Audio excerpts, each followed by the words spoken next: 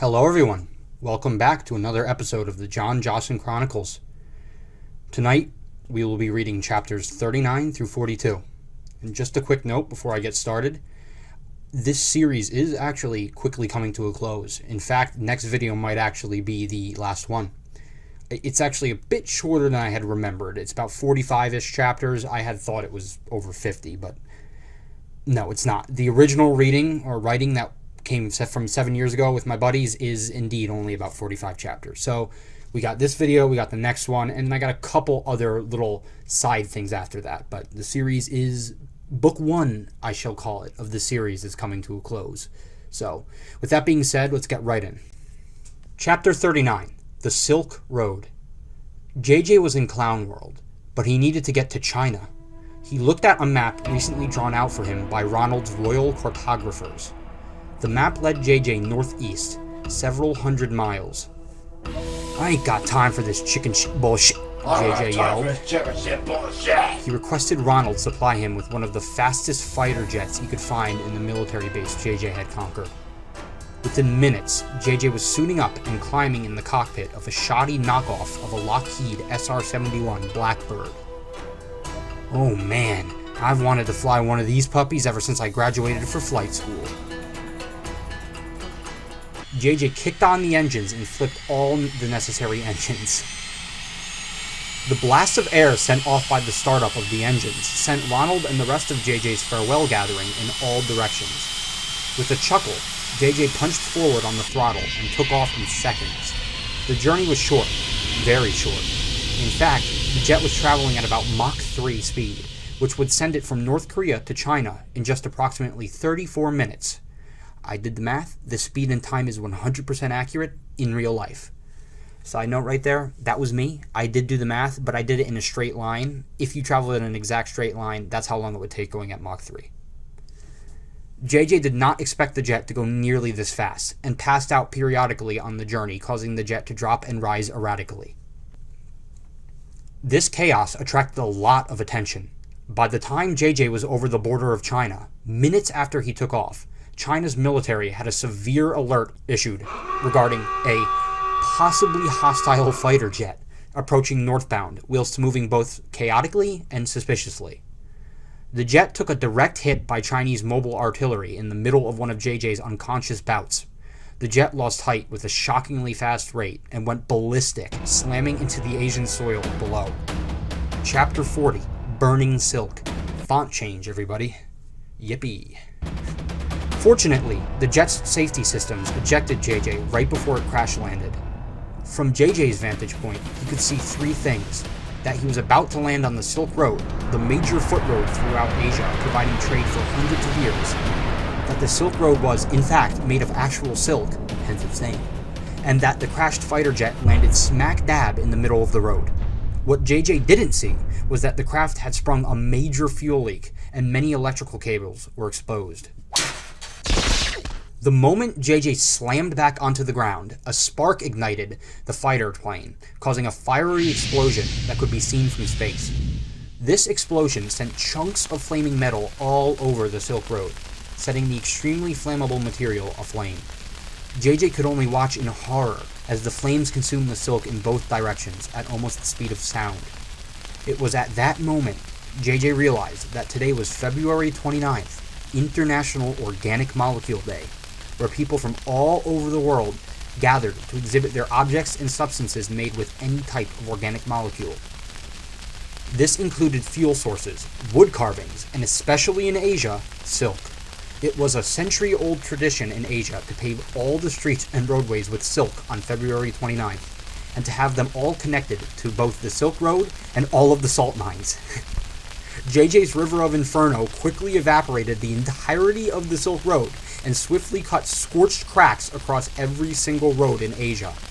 Visible from space were the gigantic plumes of smoke emanating from the salt mines and refineries of Asia. Only a mere few minutes after the JJ crash landed and the plane exploded, there was not a single ounce of salt in all of Asia.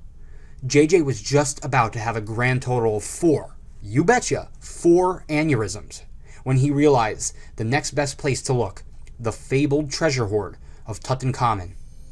Salt was worth its weight in gold back then, so there was surely copious amounts of salt buried within the mummied pharaoh. With the mummied pharaoh. Programming the Great Pyramids into his GPS, JJ mounted his backup auxiliary Segway and rode off to Egypt. As he sped away, all of Asia was engulfed in a massive explosion of heckfire. Chapter 41, JJ, the New Tomb Raider. Upon his arrival in Egypt, JJ donned his old archaeologist gear, which he kept just in case from his days as Paraguay's most esteemed archaeologist. He also thought he needed a more fitting title, and he remembered the one woman who inspired him to become an archaeologist. He named himself after this woman.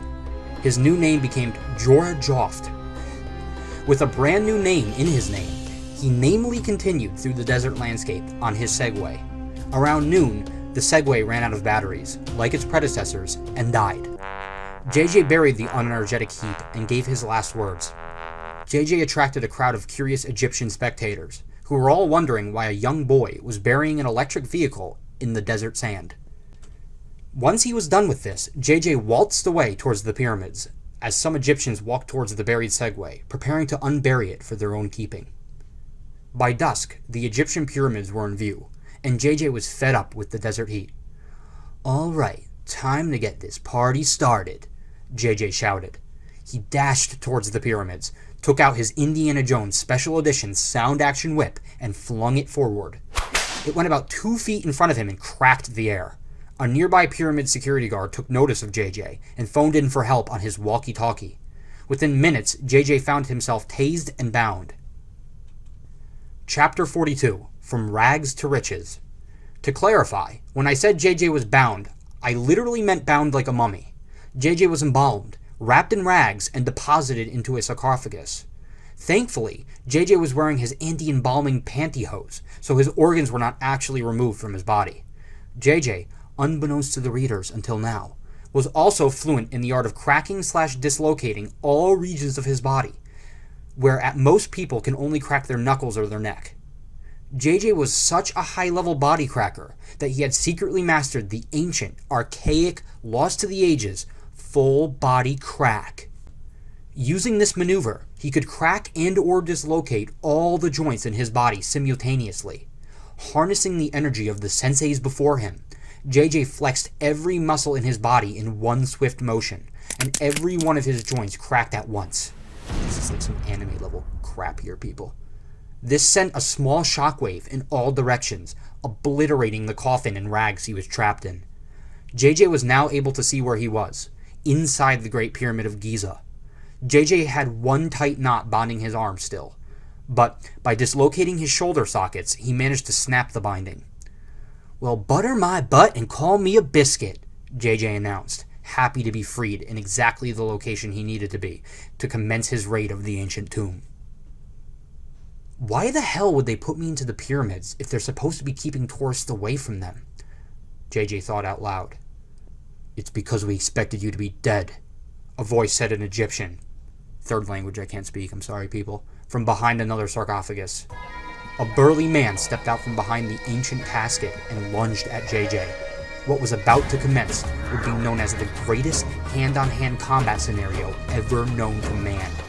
That's if anyone else had seen it. The man screamed out, still in Egyptian, "Pharaohs guide me," while setting his fists into a particular motion. JJ recognized this as Fairy Kwando, a serious fighting style derived from Kung Fu. Unfortunately for the Egyptian assailant, JJ was also well taught in Fairy Kwando, and knew how to counter any attack launched at him.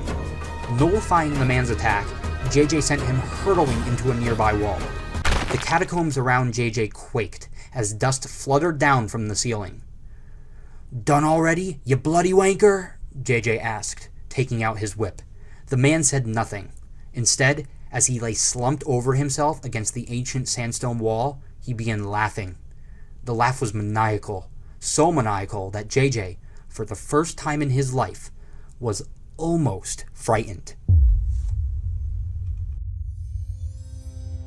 Alright everyone, and with that we have concluded yet another riveting couple of chapters of the John Johson Chronicles.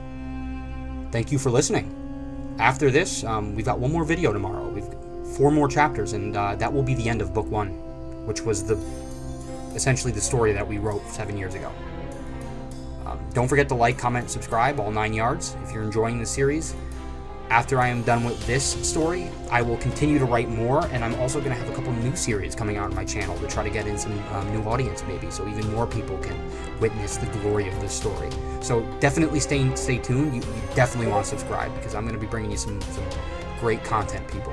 So, alright everyone, so I'm actually coming back to this in mid-edit. I just realized there was a Discord bleep in my outro.